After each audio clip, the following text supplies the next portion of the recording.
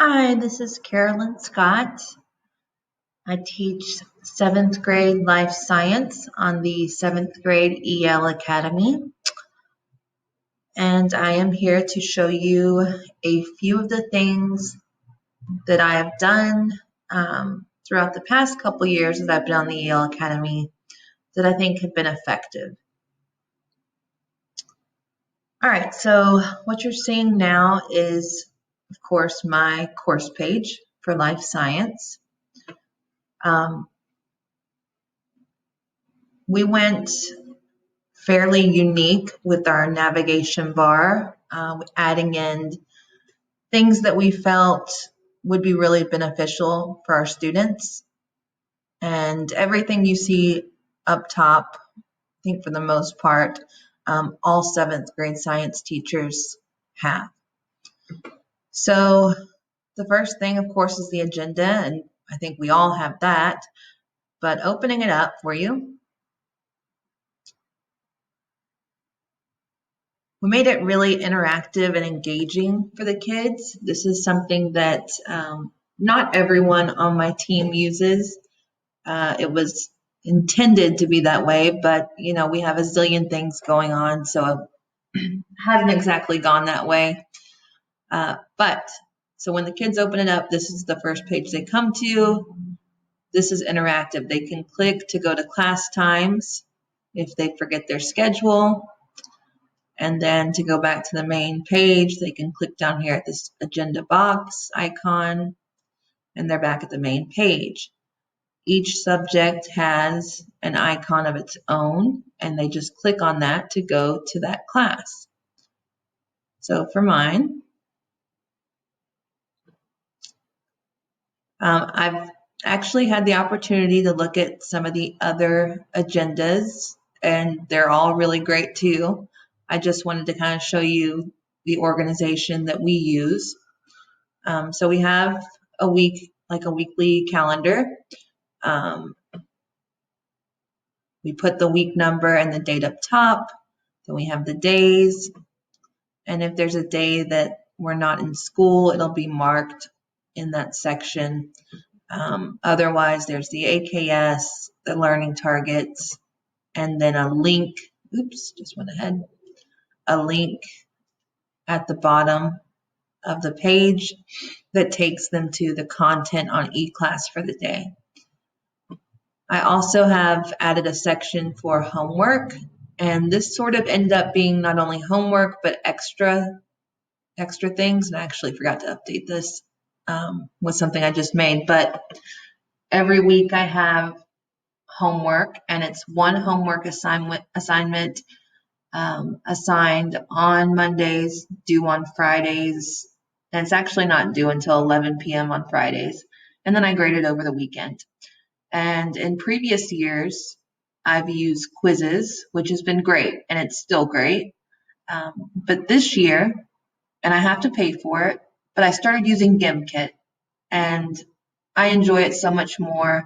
The kids that have learned how to use it, because they're really putting forth the effort, love it too. Here's why I like it. So this is what they would click on to get to their homework, and then they click on their academic class. This can also be linked into Google Classroom. So they have a certain amount of money they have to reach, and you decide how much money they have to obtain. Now you can go up to $1 million if you want to, or even past that. But with the EL students, I found out that I had to start really, really low, and over time I've built up to this number. So they see how much they have to reach. You can add a picture just like quizzes and give a title. Then they see how much each question is going to be worth as they move through. In this corner, they see how much money they have. And you can also decide to give them a starting bank. And the reason I do this is because they can use the money to buy power-ups, which for the most part just increases the amount of money each question is worth. So there's some strategy to it.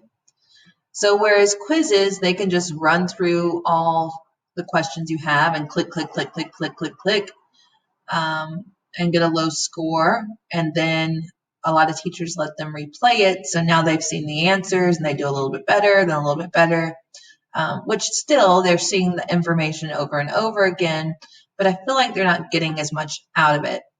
So with Gimkit, they have to reach that 750. So whether they can reach 750 in 10 questions or it takes them 70 questions. Now there may not even be 70 questions available, but that just means that they'll repeat questions and they do them random after so after it goes through all the question once, it's kind of like it shuffles the deck. So it's not getting them in the same exact order, and it also shuffles the answer places. So that's nice as well. So alleles. All right, they get money. In between each question, they can choose to continue to the next question or shop. Since they have some money already starting out, they can shop. Money per question. Green means they have enough money to buy it. Gray means they've already bought it. And red means you don't have enough money to buy it yet. So they could buy this one for $100. Some of them won't do that because they'll be too scared. But whenever I play it with them, and we try to make time to do that every now and again, especially as we get new students, just to make sure they know what to do, even if it's just a few questions, then they realize that this does actually make it much faster, especially if they're getting questions right. Traits. Now, instead of $1, that was worth 50. So they've already earned back half of their money they spent.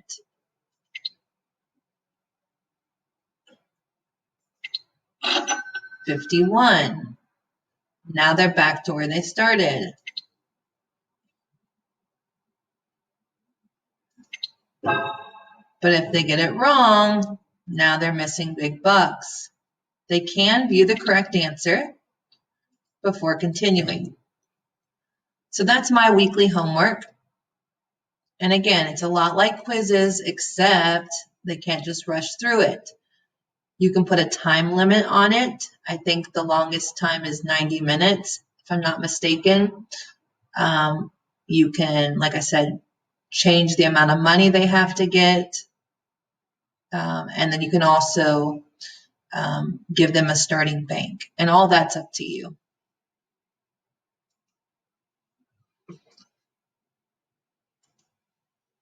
All right, so back to the agenda, science. All right, digital resource setup. So all this mostly is about organization. I do weekly class helpers. I find that really, really helps. They enjoy that. They can click on that, because we're all hybrid and digital, make it fun and nice. But this is a template I have, so it doesn't take much to change it out each week. So they have a cleaner, and those are people that clean the tables in between classes. What I call the beast, and that's just the person who monitors the class and helps keep kids in line, I guess. Not sometimes in line, but their behavior on track. The techie, who's now helping monitor the chat box, filter questions, deal with behavior issues. If they see something on the camera that I don't catch, they'll let me know, and they check to make sure cameras are on. And then, of course, bathroom monitors, lunch helpers, and end-of-day helpers. I have a girl that just really likes to write the bus numbers on the board, so I just made that for her, and that's forever her spot. And students who help with the laptops at the end of the day, because they're all over the place for us in 7th grade.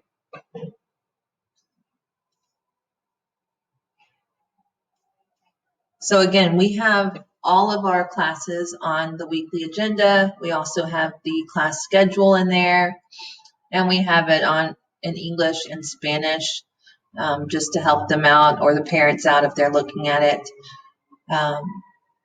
Yeah.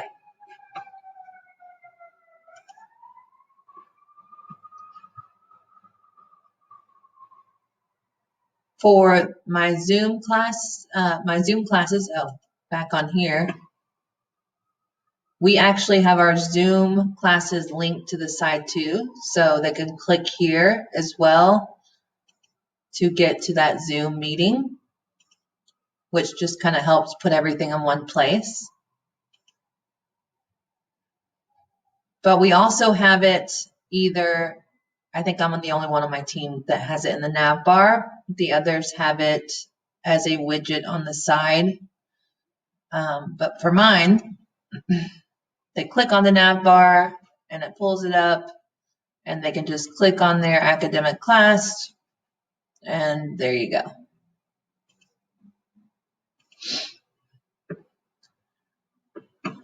I have Microsoft Translator embedded in the nav bar because I feel like kids just aren't really great about using the widgets, not the widgets, but the web tiles. They're there, but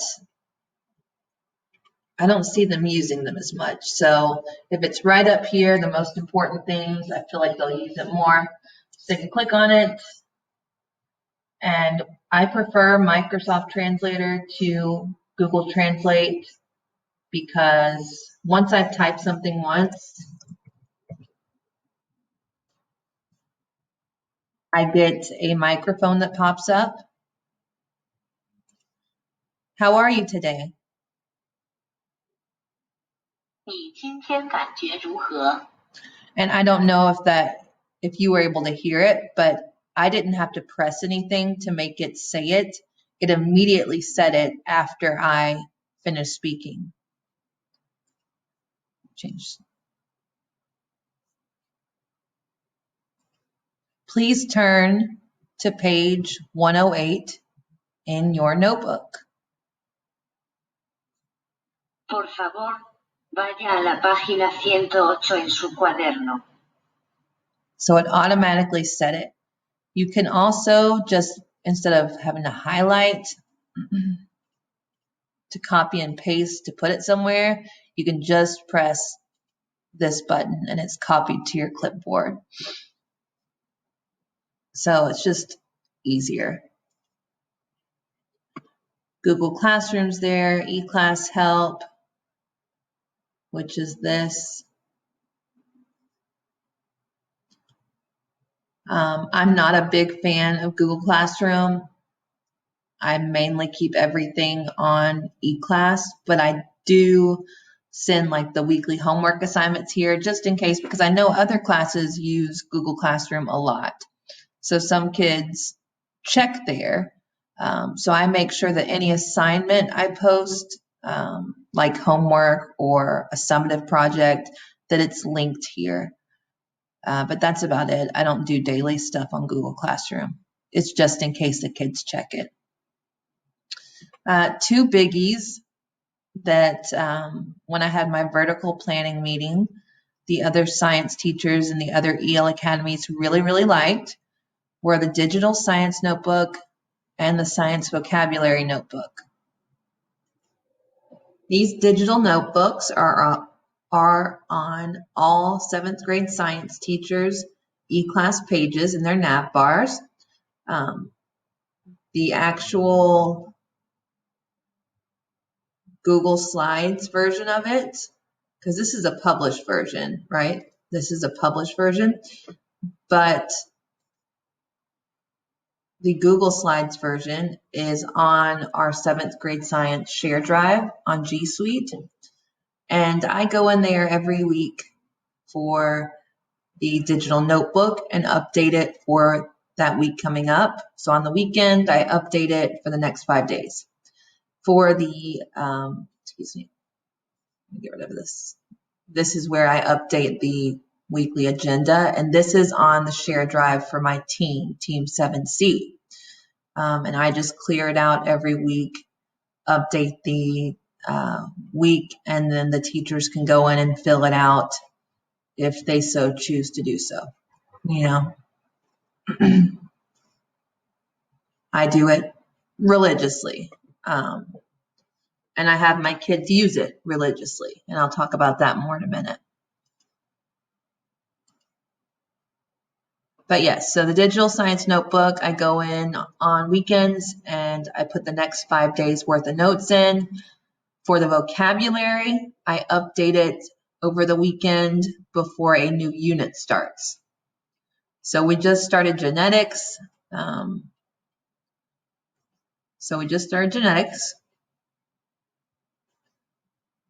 I put a list of all the genetics vocabulary I could think of that might be important or come up.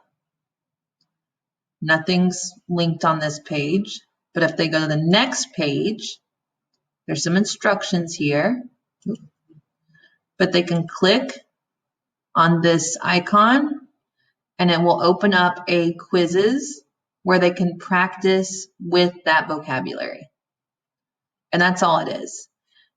I initially made these quizzes flashcards, using quizzes, but they weren't loading. They were taking 900 years to load, so it was easier to make a quizzes, like a regular quizzes review game, where they just click on it. It's a homework, but has no deadline, so it will go on forever. And since we're not grading it, it's okay that any of the kids in 7th grade use it. We're not going to look to see that they did it. I mean, we could like go scan and see if any of our kids did, but it's not like the individual teachers have their own quizzes codes. We kept it very simple. This is for them. This is for them to help them study, to give them confidence building scaffolding. And I think it's been helpful. I've laid out the rest of the year and just made sure that they see it's under construction, so we're not there yet, but they can see that these units are coming up. There is a table of contents, so when they open it up here,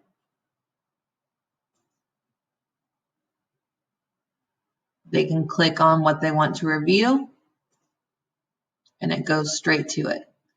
And of course, this table of contents icon takes them back to the table of contents.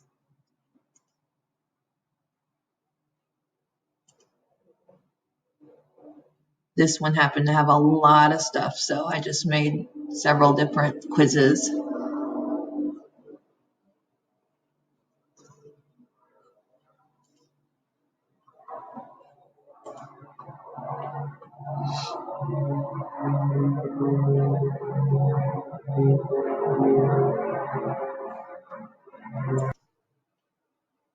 So yeah, it's just very basic questions that help them to practice with the vocabulary words.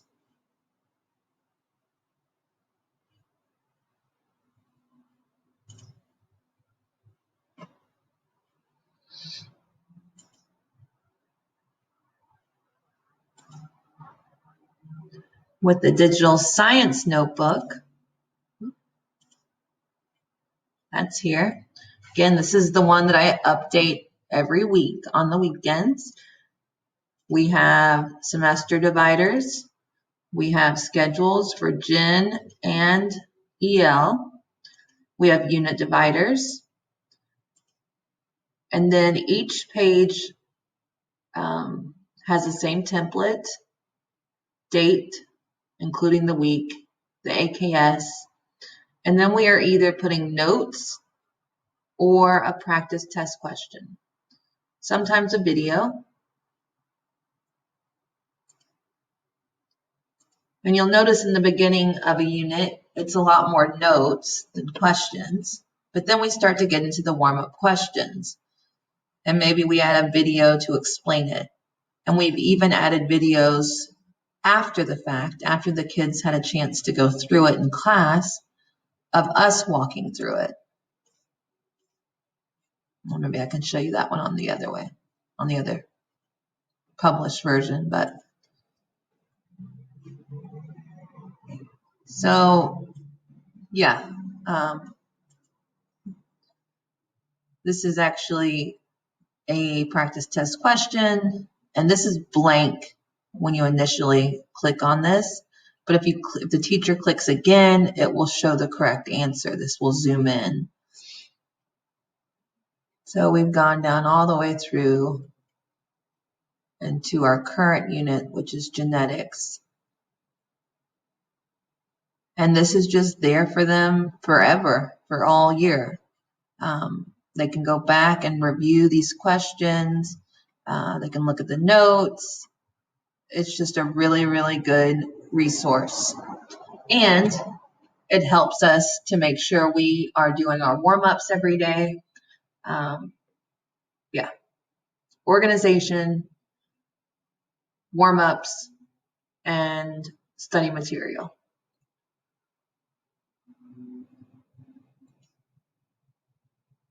And I got that idea because last year I actually did a physical notebook with them, with my kids, a journal, and they would get it every day when they first came in, and I would have something on the board, and they would either copy it down if it was just notes, and that would help them practice with their writing and just make sure they had the information they needed.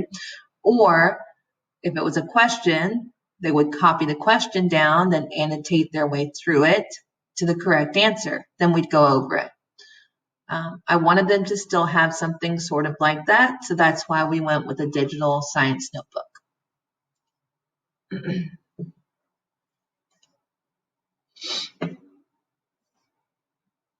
Get out of the stuff that we've already gone over.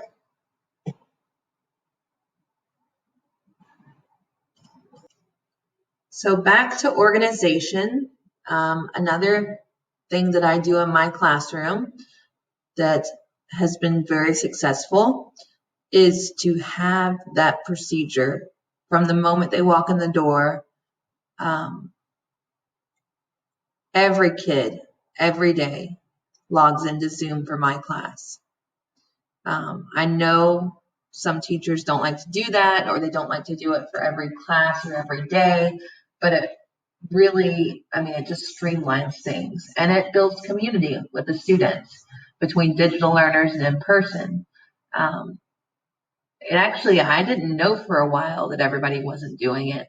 So I was confused when they were so excited to see each other on the camera. I'm like, you just saw each other in the other class, but they hadn't. So they were really excited. So usually I will start out showing them a PowerPoint that I make, a Google Slides that I make that overviews the week. And it includes, once you get down to the day, there's like housekeeping stuff in the beginning, and then the day has the AKS. I copy that page from the digital science notebook for the question we're doing, the warm-up question for the day, and then a link to the e-class content that we're doing for the day. And I remind them about the digital science notebook and the vocabulary. And then we do a couple of quick reminders about other major points, just very quickly at the beginning of class. So they know Zoom, G Suite for Education. Even if we're not using it that day, I have them open it just because, I don't like to go back and forth between, oh, now you need it, now you don't. Just have it open every day, just in case. E-class, Ms. Scott's e-class page, and the class agenda. And they can actually, this is always linked on my page too, published to my page. They can click on these and it opens up all these things too. Every weekend, I make a short little video about what's coming up. I know this is a lot, guys. I do way too much, but I have a need to be organized. And this year's just been hard. And I've had to be out a lot more than I'm used to for various reasons. This helps me stay connected with my kids and really, really build those relationships, even though I'm not there as much as I would want to be. It also gives them ample places to go to access work. Like, my students cannot say, oh, I don't know where to find it, because it's literally everywhere. This right here, they can click and go to that day's work. They can click and go to that day's work. They can click and go to homework, class helpers, digital resource setup, and they will be able to click and go to this makeup summative assignment I just finished yesterday and emailed out to the kids and to their parents that are failing or close to failing. Organization and routine, I guess. Organization itself is not enough if you don't have those routines in place, that you're not having the kids follow along with you. And it did the beginning of the year. And I actually still, to this day, every day at the beginning of class, I'm like, okay, Zoom, computer, Zoom, G Suite, E-class, Miss Scott's E-class page, class agenda, and the kids will start saying it with me. Or I'll be like, Zoom, what's next? They'll be like, G Suite, what's next? E-class, Miss Scott's E-class page, class agenda. Like, they are on it. And it's just about, repetition, doing it every single day, regardless of whether or not you need it. And that was something I really had to think about for a minute with the G Suite, because we don't always use it. In fact, there's very few times where they absolutely have to have it. But when we need it, I want them to have already had it open and there not be any confusion, especially with the language barrier that many of us have with our students. We do use a lot of Nearpod lessons, which is why we don't end up needing G Suite as much. Nearpod's amazing. I'm sure that someone else has already or will talk about Nearpod more, but my only suggestion on that is just to make sure that you are changing things up, because it can do a whole lot of stuff. And the kids know how to use everything, because especially if you use it often. But if you change things up, it doesn't seem so, much of a rut, I guess. It keeps it interesting for them, but they can still have confidence in using those different tools. So that's pretty cool. That's just all the class helper stuff. I just copy it over, copy the slides. Again, I throw a couple of important, just like real quick, what type of cell is this? I call on somebody. What type of cell is this? I call on somebody. How do we know it's this type of cell? I call on somebody.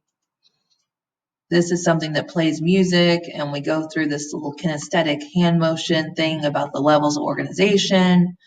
That's a really cool activity that takes literally 1 minute. The kids stand up. Gloria Estefan gets them pumped to get on their feet.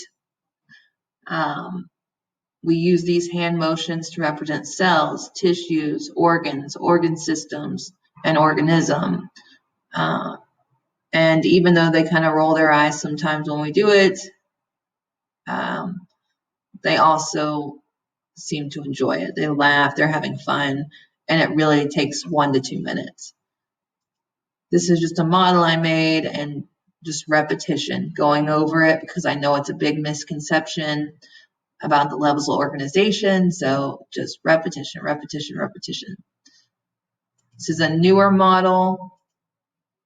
So I've been going over this daily, and it's very simple and basic. And they don't even need to see the words so much. We just talk about it, how it's connected.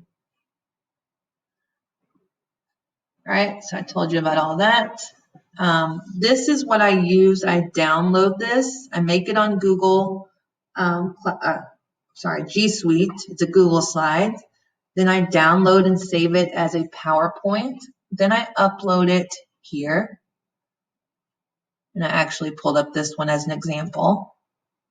And this is something Ms. Fertney showed us, and I've been using it, and it's amazing. I told you guys that I use this at the beginning of class, because class is a little different now, right? Kids are coming in and we're getting logged on Zoom and those kids are filtering in. So the warm up, may not start the second the kids, take a seat. It might be that you get everybody in and then you throw the warm up there, which is what I do. And in the meantime, I might be hitting some of those things. Remember this, and asking about these review things, quick little things. But yeah, I use it here. And if you go to slideshow and the subtitles, I put above slide, language spoken, English, subtitle language. We want Spanish, although I have a Russian student, Vietnamese, Chinese, so kind of a mix. All right, and then from beginning. And if you see that starting subtitles in yellow, that means it's working. If you don't see that, go back out and try those steps I just showed you once again, and it should work.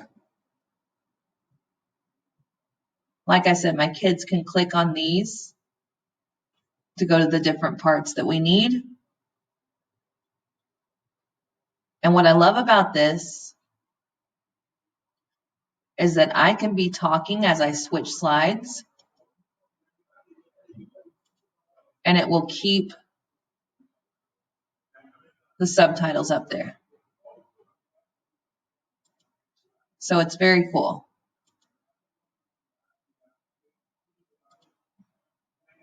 I definitely recommend using it. And even this is LinkedIn. And watch, I have this new app open, not app, but a new link open, the digital notebook. And unfortunately, not notebook, but the digital vocabulary notebook. But you can't see the subtitles, unfortunately, but they are still going on over here, which is also very cool.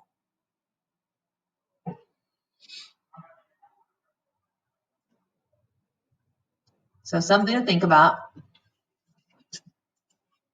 Let me see. All right, I've got a couple more things I was going to show you, and then I'll be done. I will break up this lesson with timestamps about what I'm talking about at different points. That way Miss Fertney can choose, or Miss Washington can choose what might suit you best right now, or you can watch the whole thing later and see what I've been working with the most. Like I said, Nearpod is the other big thing that I do, but these are like my basics, procedures, and some of my favorite programs to use. All right, so this is something I made for next week, and I was just kind of planning before I started my lesson plan for next week, because I was the person that had to write it. Anyway, what I wanted to show you was something called h5p.org. And it's a place where you can create these cool little activities, and then you just put the link, you embed it into your presentation or your eClass or your Google Classroom, and it'll take the kids to the activity. And the kids, they can do drag and drops, whatever you make. They can check their answers. You can personalize these little words of encouragement at the bottom. They can show solution. I don't really like that. I wish you could turn that part off. They can retry, and they can recheck. So they can keep trying and checking, trying and checking. Or maybe you give them a certain amount of time. You have 5 minutes to do this. Check your work in between, blah, blah, blah. This is just one example. Here's another one I made. And it takes a little getting used to. Okay, this is a card sort of sorts. I just drag the models to either asexual or sexual.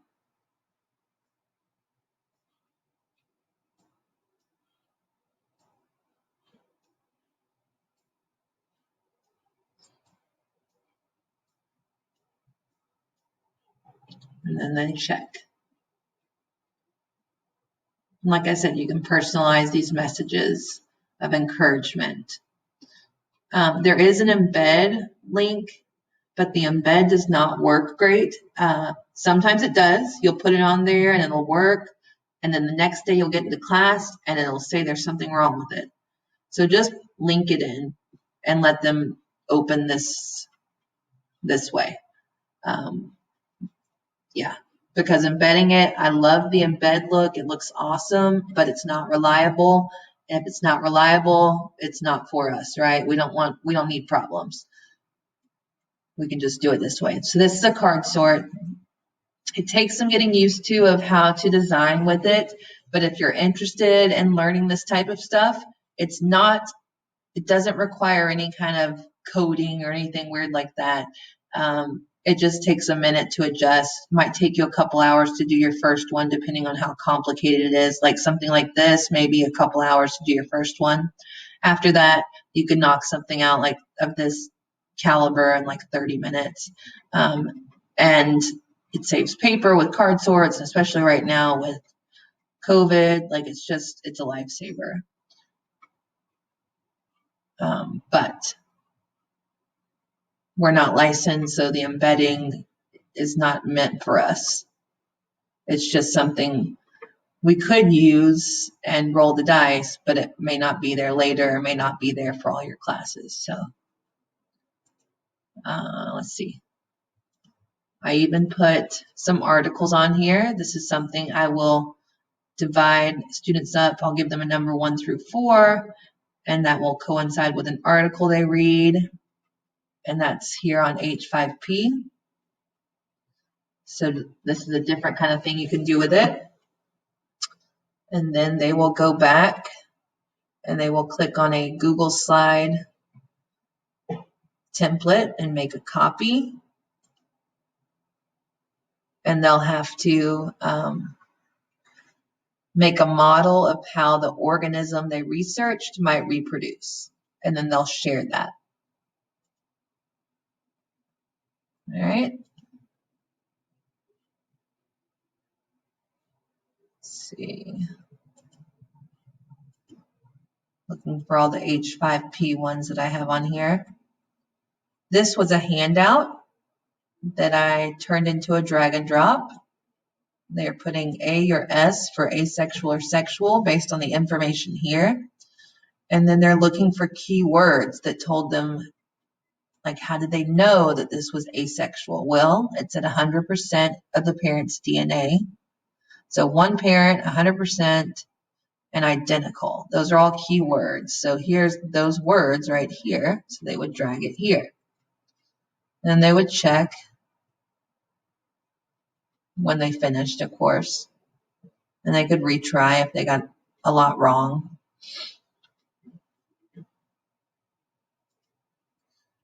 And then this one is another drag and drop. You can also do things like videos where you add the questions at various points that you choose in the video. You can even add stuff like this in the middle of a video, which is pretty cool. Yeah, H5P is awesome. So it's h5p.org. All right, this is to compare and contrast advantages and disadvantages of asexual and sexual reproduction. So they just drag and drop to the boxes, check, and retry as needed.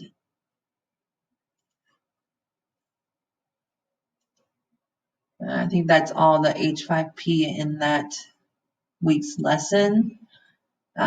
Anytime I lesson plan for my team, when I do my homework options, I do a GimKit and a quizzes because not everyone pays for GimKit, and I completely understand that. And then I also add the slides, the warm-up slides for each day. Organization. Not just for me, not just for my kids, but for my team as well. All right, so there's that. And the final thing that I've had a lot of fun with, I've done a couple of these. This one I actually did at the end of last school year, so you don't see as much translation in it. But it's a digital escape room, and you use a mixture of Google Slides and Google Forms to do these. I've actually seen one recently that I did with GoSTEM that was all on a Google form. That was interesting. But I would have to practice with that to make that happen. So it starts with a story. Then you have a lock, and that takes you to a Google form. And this is usually where they are getting something to, like a puzzle to decode based on the work they did. So they needed their lock open, but they will also need level 1 open.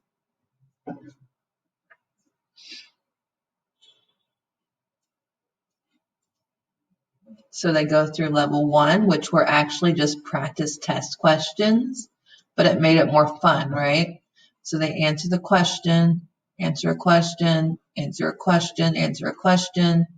They put in the answers here. Let me see if I can make this. All right, the answers go here, and then they decode it, and then they put the decoded part down here. Then they go to their lock. Oops. Nope.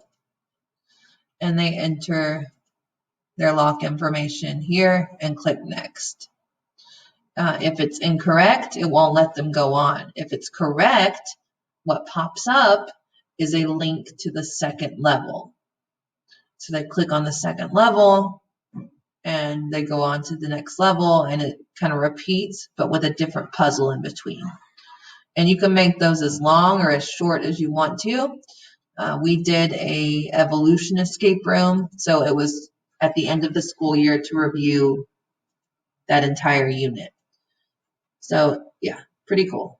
The kids like the escape rooms with the digital locks, and you do the digital locks on the Google Forms, which I'm totally happy to make a video on how to do that if anyone is interested.